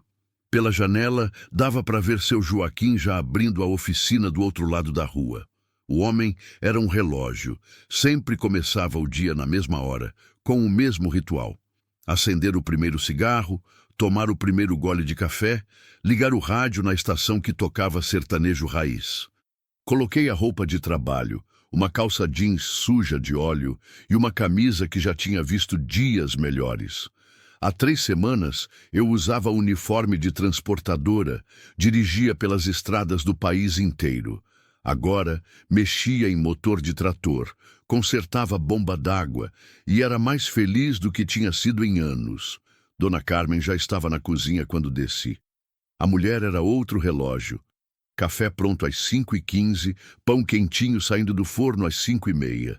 Bom dia, João Carlos. Ela sorriu. Como dormiu? Que nem pedra, Dona Carmen. E a senhora? Bem, graças a Deus. Marina ainda dormindo? Ainda. Ontem foi dia pesado para ela. Marina tinha começado a atender as pessoas da cidade. Não tinha posto de saúde em São Romão, então quando alguém se machucava ou ficava doente, ou ia para a cidade vizinha, 15 quilômetros de estrada de terra, ou se virava como podia. A chegada de uma enfermeira de verdade foi como presente de Deus para a comunidade. No dia anterior, Marina tinha feito 3 partos. 3, numa cidade de 500 habitantes, 3 bebês decidindo nascer no mesmo dia era quase um fenômeno sobrenatural. Ela tinha chegado em casa às 2 da madrugada, exausta, mas sorrindo. Era a primeira vez que eu via ela verdadeiramente feliz desde que nos conhecemos. Café? Dona Carmen ofereceu. Claro. Sentei na mesa da cozinha, no mesmo lugar onde tomava café há 3 semanas. Dona Carmen colocou na minha frente o café preto forte, pão com manteiga e um pedaço de queijo Minas que ela comprava direto do produtor. João Carlos, ela disse, se sentando do outro lado da mesa. Posso te fazer uma pergunta? Claro. Vocês pretendem ficar aqui para sempre? A pergunta me pegou desprevenido. Dona Carmen nunca tinha sido invasiva, nunca tinha pressionado para saber nossa história completa. Mas também não era idiota. Sabia que duas pessoas não aparecem do nada numa cidade pequena sem ter uma razão forte. Por que pergunta? Porque as pessoas estão se acostumando com vocês. Marina salvou o bebê da Dona Francisca ontem. A criança estava nascendo de lado complicado. Se não fosse ela, a gente teria perdido mãe e filho. O povo está começando a ver vocês como parte da comunidade. E isso é problema? Não é problema. É responsabilidade. Quando você vira parte de uma comunidade pequena, não pode simplesmente sumir de novo. As pessoas contam com você. Entendi o que ela queria dizer. Em cidade grande, você é só mais um. Em cidade pequena, você vira peça importante. Se a gente sumisse de repente, deixaria um buraco que seria difícil de preencher. Dona Carmen, a senhora sabe que a gente tá... Comecei. Sei que vocês estão fugindo de alguma coisa. Ela me interrompeu. Não sei do que, não quero saber. Mas sei que são pessoas boas. Marina salvou vidas. Você consertou o trator do seu Zé quando ninguém mais conseguia. Trouxeram coisas boas para a cidade. E se um dia a gente tiver que ir embora? Aí vocês vão. Mas enquanto estiverem aqui, sejam honestos com a gente. E principalmente, sejam honestos com vocês mesmos. Terminei o café pensando nas palavras dela. Dona Carmen tinha razão. Nas últimas 3 semanas, tinha fingido que nossa situação era temporária, que estávamos só se escondendo até as coisas se acalmarem. Mas a verdade é que pela primeira vez em anos, eu me sentia em casa. Atravessei a rua para a oficina do seu Joaquim. Ele estava desmontando o motor de uma caminhonete, resmungando palavrões criativos a cada parafuso emperrado. Bom dia, seu Joaquim. Bom dia, João. Que maldição essa caminhonete, viu? Motor todo empenado, junta queimada, não sei como ainda anda. Joaquim tinha uns 60 anos, barrigudo, careca, mas com mãos de ouro para qualquer coisa mecânica. Tinha me acolhido na oficina sem fazer pergunta, só testando se eu sabia mesmo mexer em motor. Quando viu que eu entendia do assunto, me ofereceu sociedade informal. Que vamos fazer hoje? Perguntei. Primeiro, terminar essa maldição aqui. Depois tem o trator do seu Manuel que está com problema na transmissão. E se der tempo, a gente olha a bomba d'água da escola. Peguei a chave inglesa e comecei a trabalhar. Era bom ter as mãos ocupadas, a mente focada em problemas concretos que tinham solução clara. Motor quebrado, você conserta. Diferente da vida, onde nem sempre tem conserto fácil. Estávamos desmontando a transmissão quando chegou Dona Francisca com o bebê no colo. Era uma mulher jovem, uns 25 anos, com aquele jeito tímido de quem mora em cidade pequena a vida inteira. Seu João Carlos, ela chamou. A Marina está? Deve estar acordando agora. Por que, Dona Francisca? O bebê está bem? Está sim, graças a Deus e a ela. Queria só agradecer de novo. E... Ela hesitou. Queria falar uma coisa. Fale. Ontem, quando o José nasceu, Marina chorou junto comigo. Chorou de alegria, sabe? Nunca vi médico ou enfermeira fazer isso. Ela realmente se importa. As palavras da Francisca me emocionaram mais do que esperava. Marina não estava só exercendo a profissão, estava exercendo a vocação. Ela é especial mesmo, concordei. É, e vocês também. A cidade inteira está comentando como vocês são gente boa, diferente de muita gente que passa por aqui. Depois que Francisca foi embora, seu Joaquim ficou me olhando com aquela cara de quem quer falar alguma coisa, mas não sabe como começar. Que foi, seu Joaquim? João, posso te fazer uma pergunta pessoal? Pode. Você e a Marina, vocês são o que exatamente? A pergunta que todo mundo queria fazer, mas ninguém tinha coragem. Em cidade pequena, casal que mora junto sem ser casado ainda gera comentário. Somos companheiros, respondi. Nos conhecemos na estrada, decidimos ficar juntos. Não era mentira, mas também não era a verdade completa. A verdade era mais complicada, mais difícil de explicar. Entendi. É que o povo fica curioso, né? Mas vocês formam um casal bonito. Ele cuidando dos motores, ela cuidando das pessoas. Combinação perfeita. Casal. A palavra ecoou na minha cabeça o resto da manhã. Marina e eu nunca tínhamos conversado sobre isso. Dormíamos no mesmo quarto, comíamos na mesma mesa, trabalhávamos na mesma cidade. Mas éramos realmente um casal? Na hora do almoço, voltei para casa. Marina estava na cozinha com Dona Carmen, contando sobre os partos da noite anterior. E aí, quando o bebê nasceu, a mãe olhou para mim e disse: "Obrigada por trazer meu filho para o mundo." Marina ria enquanto contava, como se eu tivesse feito mágica. "Você fez mágica sim," Dona Carmen disse. "Trouxe vida nova para o mundo, não tem mágica maior que essa." Quando Marina me viu, o rosto dela se iluminou. Há 3 semanas ela sorria pouco, agora sorria sempre que me via chegar. "Oi," ela disse se aproximando. "Como foi amanhã?" "Boa. Consertamos a caminhonete do seu Pedro. E você? Descansou?" "Dormi que nem anjo. Primeira vez em meses que durmo sem pesadelo. Almoçamos os 3 juntos." Dona Carmen contou as fofocas da cidade. Quem estava namorando quem estava brigado com quem estava devendo dinheiro para quem. Fofoca de cidade pequena, onde todo mundo conhece a vida de todo mundo. "Marina," Dona Carmen disse de repente, "você já pensou em abrir um consultório de verdade?" "Como assim?" "Um lugar só seu, equipado direito. O povo daqui precisa muito. E você tem talento para isso. Não tenho dinheiro para equipamento, mas tem conhecimento. E conhecimento a gente junta com boa vontade, consegue o resto." A ideia ficou no ar. Marina abrir um consultório próprio significava se estabelecer de verdade, criar raízes, assumir que São Romão não era escala temporária. Depois do almoço, fomos caminhar pela cidade. Era costume nosso. Toda tarde, uma volta pelas ruas de terra, cumprimentando os vizinhos, vendo as crianças brincarem. São Romão tinha 5 ruas principais, 2 igrejas, uma católica, uma evangélica, um mercadinho, uma farmácia, 2 padarias e a oficina do seu Joaquim.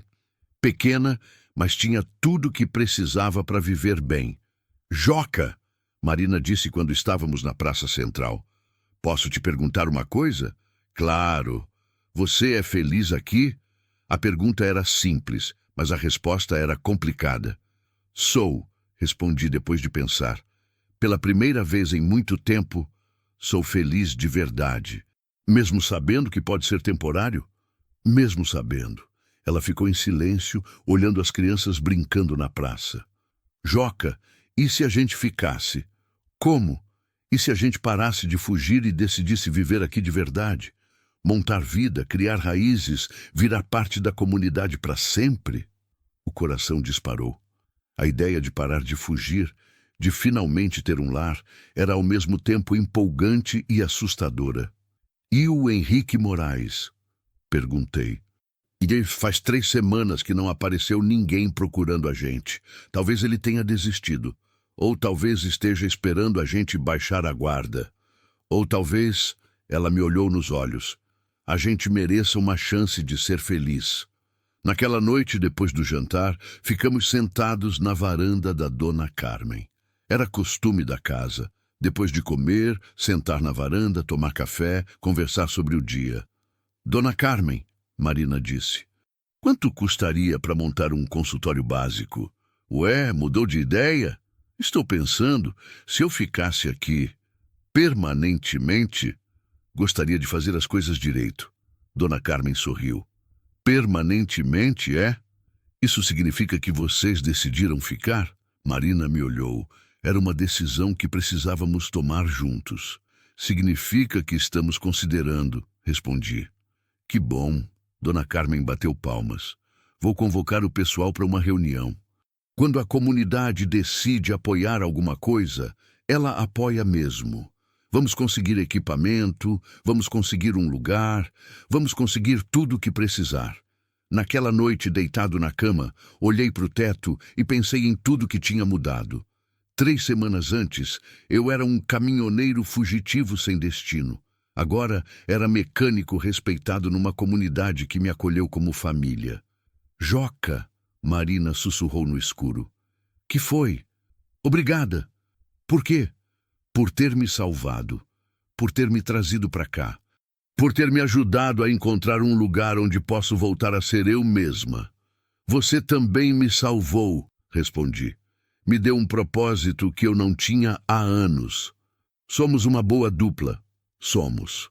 Mas havia uma coisa que não conseguia tirar da cabeça. Dona Francisca tinha usado a palavra casal para se referir a nós. Seu Joaquim também. A cidade inteira nos via como casal. E talvez fôssemos mesmo. Na manhã seguinte, acordei com barulho de conversa na cozinha. Vozes de várias pessoas, animação, movimento em comum. Desci e encontrei a cozinha cheia.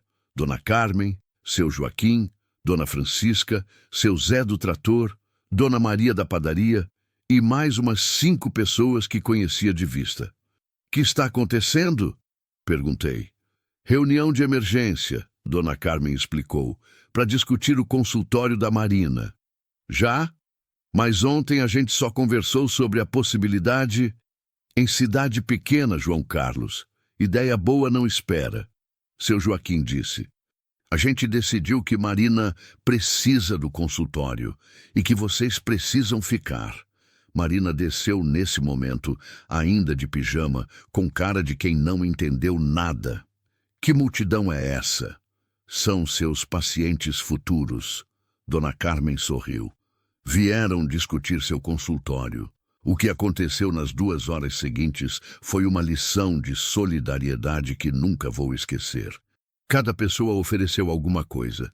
Seu Joaquim tinha um galpãozinho vazio que podia virar consultório. Dona Maria conhecia alguém em Montes Claros que vendia equipamento médico usado. Seu Zé ofereceu o caminhão para buscar material.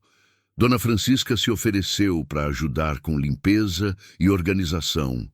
Em 2 horas, planejaram o consultório inteiro. Só faltava uma coisa, nossa decisão definitiva de ficar. E então, Dona Carmen perguntou, vocês topam? Marina me olhou. Vi nos olhos dela a mesma esperança e o mesmo medo que sentia. Era nossa chance de parar de fugir e começar a viver. Mas também era um risco enorme. Topamos, respondi. Marina sorriu e assentiu. Topamos, ela confirmou. A cozinha explodiu em comemoração.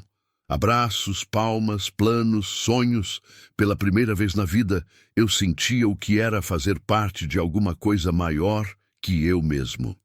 Mas naquela tarde, enquanto ajudava seu Joaquim a limpar o galpão que viraria consultório, chegou uma notícia que fez meu sangue gelar. Dona Maria veio correndo da padaria. Seu João! Seu João! Ela gritava. Que foi, Dona Maria? Tem uns homens na cidade fazendo perguntas sobre vocês. O mundo parou. Tinham nos encontrado. Henrique Moraes tinha chegado a São Romão. Onde eles estão? Perguntei para Dona Maria, tentando manter a voz calma. No bar do Zezinho, mostrando foto de vocês, oferecendo dinheiro por informação.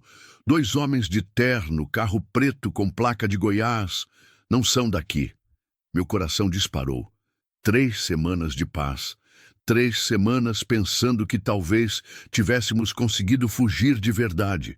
Mas Henrique Moraes tinha recursos, tinha paciência e, principalmente, tinha ódio. Joca!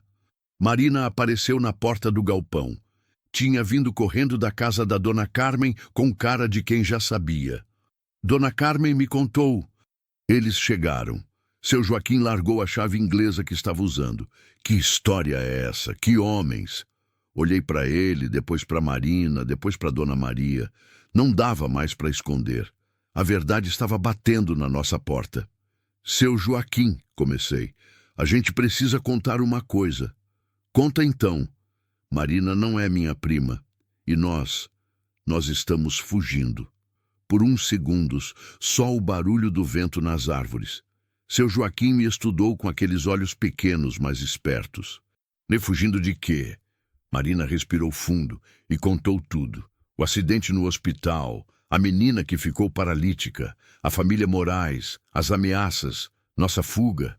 Contou com a voz tremendo, mas sem omitir nada. Quando terminou, seu Joaquim ficou em silêncio por um tempo longo. Depois cuspiu no chão e balançou a cabeça. Filhos da puta, ele resmungou. Desculpa a palavra, Marina, mas é isso que eles são. Você salvou a vida que dava para salvar, e eles querem te destruir por isso. Seu Joaquim, falei. A gente vai embora. Hoje mesmo. Não podemos trazer problema para a cidade. Que embora que nada, ele me cortou. Vocês acham que São Romão é o quê? Cidade de covarde? Não é isso, mas nada. Vocês são da família agora. E família a gente protege. Dona Maria assentiu com vigor. Exato. Marina salvou 3 bebês em 3 semanas. Você consertou metade dos tratores da região. Vocês são nossos. Não consegui falar nada. A emoção engasgou na garganta. Que fazemos então? Marina perguntou. Primeiro, seu Joaquim disse, vocês ficam escondidos. Segundo, a gente descobre o que esses homens querem exatamente. Terceiro, a gente decide como lidar com eles. Eles têm dinheiro, têm influência, e nós temos alguma coisa que eles não têm. Seu Joaquim sorriu. Temos São Romão.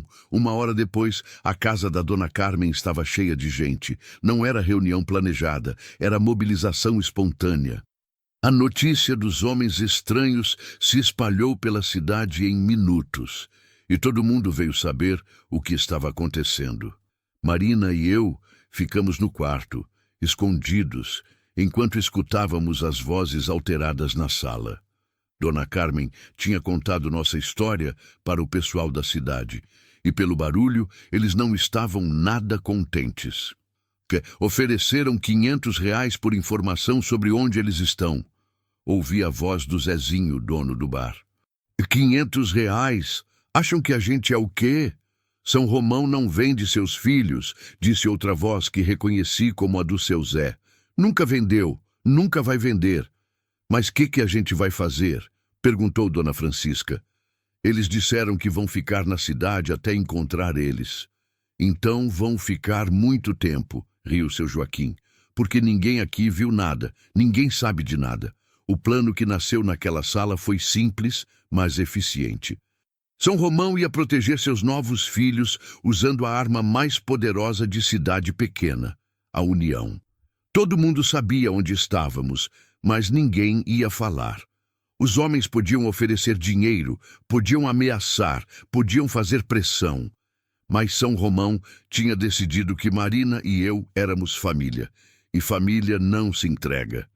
João, Marina, Dona Carmen nos chamou. Podem descer. Descemos devagar. A sala estava lotada. Tinha gente sentada no sofá, nas cadeiras, no chão, encostada na parede. Todo mundo nos olhava, mas não com curiosidade, com determinação. Pessoal, Dona Carmen disse, esses são João Carlos e Marina. Nossos vizinhos, nossos amigos, nossa família. E hoje são nossos protegidos. Um por um, cada pessoa da sala se levantou e veio nos abraçar. Não falaram muito, não precisavam, o abraço dizia tudo. E agora? Perguntei quando todos tinham nos cumprimentado. Agora a gente espera, disse seu Zé. E se eles quiserem forçar a barra, vão descobrir que mexeram com a cidade errada. Os 2 homens ficaram 3 dias em São Romão, 3 dias oferecendo dinheiro, fazendo perguntas, tentando descobrir onde estávamos, e durante 3 dias receberam a mesma resposta de todo mundo. Nunca vi essas pessoas na minha vida. Do quarto da Dona Carmen, pela fresta da cortina, consegui ver eles algumas vezes. Um era baixo e gordo, o outro alto e magro. Vestiam terno mesmo no calor.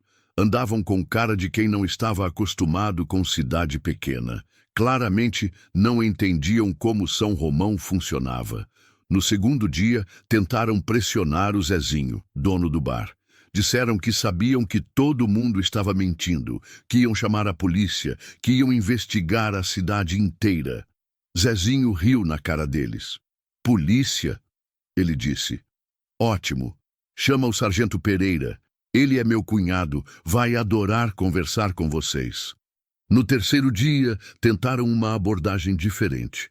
Foram na casa do seu Joaquim, disseram que sabiam que ele estava escondendo fugitivos, que isso era crime. Seu Joaquim os recebeu com uma chave inglesa na mão. Fugitivos? Ele perguntou.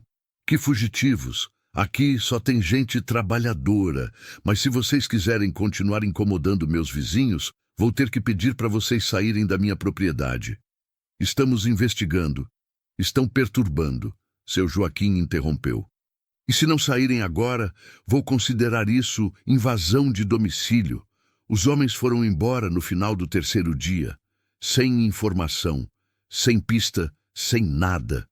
São Romão tinha vencido a primeira batalha, mas eu sabia que não era o fim. Eles vão voltar, falei para Marina naquela noite. Com mais gente, com outra estratégia. Eu sei, ela suspirou.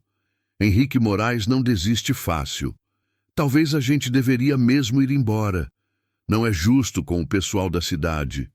João Carlos Ferreira, Dona Carmen apareceu na porta do quarto.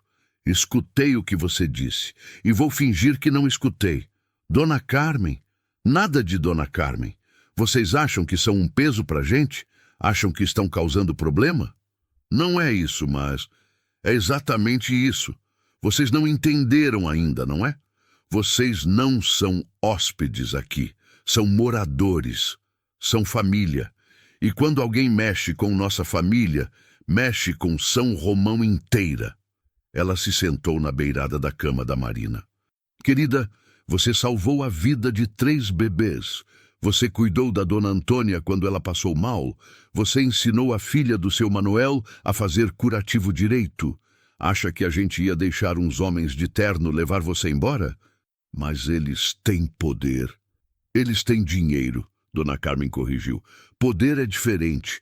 Poder é quando uma cidade inteira decide proteger você. Poder é quando todo mundo mente na sua cara e não sente remorso nenhum. Poder é o que a gente tem. Naquela noite, não consegui dormir. Ficei na varanda, olhando as estrelas, pensando em tudo que tinha acontecido. Em poucas semanas, tinha passado de caminhoneiro solitário para parte de uma família que estava disposta a mentir, arriscar, brigar por mim. Marina se juntou a mim na varanda. Não consegue dormir também? Não. Fico pensando, será que merecemos isso tudo? O quê? Essa proteção toda? Essa família? Marina ficou em silêncio por um tempo. Oca, posso te contar uma coisa? Claro. Desde que minha tia morreu, nunca mais me senti em casa em lugar nenhum. Sempre me senti perdida, como se não pertencesse a lugar nenhum. E agora? Agora eu me sinto em casa. Pela primeira vez em anos, eu acordo de manhã e sei onde estou, sei quem sou, sei que tem gente que conta comigo. É uma sensação que eu não quero perder. Mesmo sabendo que pode ser perigoso, especialmente sabendo que pode ser perigoso. As melhores coisas da vida sempre têm algum risco. 2 semanas depois, eles voltaram. Mas desta vez, não vieram só 2 homens. Vieram 5, em 2 carros, com equipamento de comunicação e cara de quem estava ali para ficar. E desta vez, trouxeram reforço oficial. Polícia Civil. O homem na porta da Dona Carmen se identificou. Investigação sobre receptação de fugitivos. Meu sangue gelou. Henrique Moraes tinha conseguido envolver a polícia. Agora não era mais perseguição particular. Era investigação oficial. Fugitivos? Dona Carmen fingiu surpresa. Que fugitivos? Senhora, temos informação de que a cidade está escondendo 2 pessoas procuradas pela justiça. João Carlos Ferreira e Marina Santos. Nunca ouvi esses nomes. Dona Carmen mentiu com a cara mais limpa do mundo. Senhora, obstrução da justiça é crime. Se descobrirmos que a senhora está mentindo, descobrir o quê?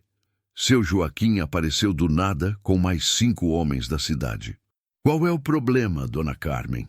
Esses senhores estão procurando uns fugitivos que supostamente estão na nossa cidade. Fugitivos? Seu Zé chegou com mais 3 homens. Que fugitivos? Em 5 minutos, metade da cidade estava na porta da casa da dona Carmen. Homens, mulheres, idosos, jovens, todo mundo com a mesma expressão de quem não estava muito contente com a situação. O delegado olhou ao redor e percebeu que tinha um problema. Estava cercado por uma cidade inteira e ninguém parecia disposto a colaborar. Olha, ele disse, tentando soar conciliador, não queremos problema com ninguém. Só estamos cumprindo um mandado de busca. Mandado? Seu Joaquim perguntou. Deixa eu ver esse mandado. O delegado hesitou, porque sabia, e nós sabíamos, que não havia mandado nenhum. Henrique Moraes tinha usado influência para conseguir uma investigação informal, mas não tinha conseguido mandado judicial. É uma investigação preliminar. Ah, seu Joaquim sorriu. Investigação preliminar, sem mandado. Isso. Então vocês estão aqui como cidadãos particulares, não como autoridades. Não é bem assim. É exatamente assim. Dona Carmen interrompeu. E como cidadãos particulares, vocês não têm direito de invadir propriedade privada, não têm direito de forçar ninguém a falar nada e não têm direito de ameaçar nossa comunidade. O delegado estava visivelmente desconfortável. Tinha subestimado São Romão. Olha, pessoal, vamos resolver isso na amizade. Nós sabemos que eles estão aqui. Alguém os viu chegando na cidade. Alguém sabe onde estão. Se vocês entregarem eles, a gente vai embora e pronto. E se nós não entregarmos? Perguntou Dona Francisca. Aí a coisa fica mais complicada. Complicada como? Seu Zé deu um passo para frente. O delegado olhou ao redor de novo. 5 homens contra uma cidade inteira. As contas não fechavam. Vamos voltar com mais gente, ele disse finalmente. Voltem à vontade, seu Joaquim respondeu. Só lembrem que São Romão não costuma receber bem gente que vem aqui ameaçar nossa família. Quando os carros foram embora, a cidade inteira se reuniu na praça. Não era mais questão de esconder Marina e eu. Era questão de decidir como São Romão ia lidar com a ameaça. Pessoal, o seu Manuel, que era o mais velho da cidade, tomou a palavra. Chegou a hora de decidir. Esses homens vão voltar e da próxima vez vão vir com mais força. A gente entrega nossos filhos ou a gente briga. Briga! Gritou Dona Francisca. Briga! Concordou seu Zé. Briga! Disse todo mundo ao mesmo tempo. Marina começou a chorar. Não de medo, de gratidão. Gente, ela tentou falar, vocês não precisam... Claro que precisamos, Dona Carmen a interrompeu. Você salvou meu neto quando ele nasceu. Salvou a vida da Dona Antônia. Cuidou de meio mundo aqui. Acha que a gente ia te abandonar na hora que você precisa? Mas se eles voltarem com mais polícia, aí a gente liga para a imprensa, disse Zezinho. Conta a história toda. Enfermeira perseguida por salvar vidas. Cidade que protege seus filhos. Vamos ver se eles querem esse tipo de publicidade. E se não adiantar?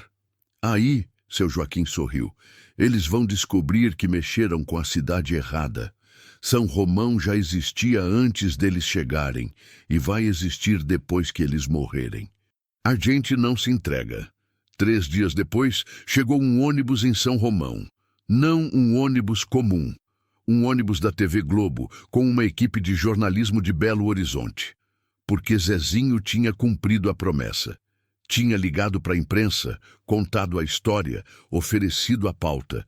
E quando a Globo soube que uma cidade inteira estava protegendo uma enfermeira perseguida injustamente, mandou uma equipe investigar. Marina Santos, a repórter perguntou. Você se sente culpada pela paralisia da jovem Cristina Moraes? Estávamos na praça da cidade, cercados por toda a população de São Romão. Marina tinha aceitado dar a entrevista, contar sua versão da história. Me sinto triste, ela respondeu. Muito triste. Nenhum profissional de saúde quer ver um paciente com sequelas. Mas culpada? Não. Fiz tudo o que estava ao meu alcance, com os recursos que tinha, no tempo que tive. E o que a senhora acha das acusações da família Moraes? Acho que são pais desesperados, procurando alguém para culpar por uma tragédia. Entendo a dor deles, mas não aceito ser destruída por fazer meu trabalho. Por que veio se esconder em São Romão? Não vim me esconder, vim recomeçar. E encontrei uma família que me acolheu quando eu mais precisava. A repórter se virou para a câmera. Esta é a cidade de São Romão, onde menos de 500 habitantes decidiram proteger uma enfermeira que eles consideram família. Uma lição de solidariedade que deveria inspirar o Brasil inteiro. A matéria foi ao ar no Jornal Nacional e mudou tudo. Em 2 semanas, Marina virou símbolo nacional. Enfermeira perseguida por família poderosa, cidade pequena enfrentando o sistema, David contra Golias. As redes sociais explodiram com apoio, jornais, revistas, outros programas de TV. Todo mundo queria contar a história. E Henrique Moraes descobriu que perseguir uma heroína nacional não era boa estratégia política. Principalmente quando você é empresário que depende de imagem pública. Os homens não voltaram mais. Epílogo. 2 anos depois. O consultório da Marina fica na rua principal de São Romão, numa casinha pintada de branco com uma placa simples. Marina Santos, enfermeira. Dentro tem equipamento moderno, doado por pessoas do Brasil inteiro que se emocionaram com nossa história. Ela atende não só São Romão, mas cidades vizinhas. Virou referência na região. Semana passada veio uma mulher de Montes Claros só para ser atendida por ela. A enfermeira que enfrentou os poderosos, a mulher disse. Quero ser atendida por alguém que tem coragem. Eu e seu Joaquim expandimos a oficina. Agora temos 2 funcionários e atendemos uma região de 5 cidades. Especialidade. Tratores e caminhões. E de vez em quando passa algum caminhoneiro com problema na estrada, eu lembro de como era aquela vida. Não tenho saudade. Marina e eu nos casamos no ano passado, numa cerimônia na praça da cidade. Todo São Romão estava presente. Dona Carmen foi madrinha, seu Joaquim foi padrinho. Em vez de presentes, pedimos doações para o consultório. Henrique Moraes nunca mais incomodou. A filha dele se recuperou parcialmente. Consegue andar com a ajuda de aparelhos. Li numa revista que ela até deu uma entrevista defendendo Marina, dizendo que a culpa não era dela. Às vezes me pergunto se não foi tudo um sonho, se realmente era possível uma mudança tão grande na vida de uma pessoa. Mas aí olho pela janela e vejo São Romão. Vejo nossa vida, vejo Marina voltando do consultório com aquele sorriso de quem salvou mais uma vida. E sei que não foi sonho, foi escolha. Escolha de parar na estrada quando vi alguém precisando de ajuda. Escolha de não entregar uma pessoa indefesa. Escolha de aceitar ajuda quando ofereceram. Escolha de confiar na bondade de estranhos que viraram família. Ontem, Marina me contou que está grávida. Vamos ter um filho, um menino ou menina que vai nascer em São Romão, vai crescer sabendo que lugar pequeno pode ter coração grande, vai aprender que às vezes ajudar alguém é a única forma de ajudar a si mesmo. E quando for grande o suficiente para entender, vou contar para ele a história de como seus pais se conheceram. Numa estrada molhada, numa noite escura, quando 2 perdidos se encontraram e descobriram que não estavam perdidos. Estavam só procurando o caminho de casa. E casa, descobrimos, não é lugar onde você nasce, é lugar onde decidem te amar.